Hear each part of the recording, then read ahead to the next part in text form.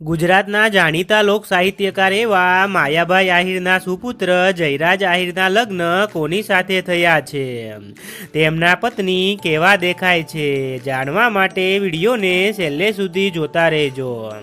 માયાભાઈ આહિરના નાના સુપુત્ર જયરાજ આહિરના લગ્ન તારીખ 31 જાન્યુઆરીના રોજ ખૂબ જ ધામધૂમથી કરવામાં આવ્યા હતા।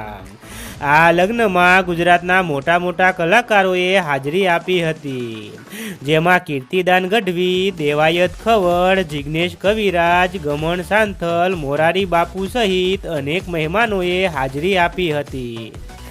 આ લગ્નમાં જયરાજ આહિર હેલિકોપ્ટરમાં બેસીને પરણવા આવ્યા હતા।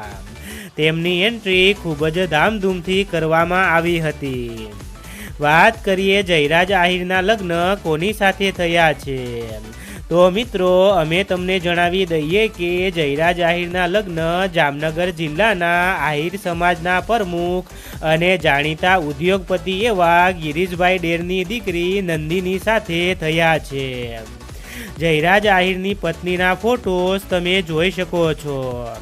તો મિત્રો તમને જયરાજ આહિર અને નંદિની આહિરની જોડી કેવી લાગી કોમેન્ટ કરો।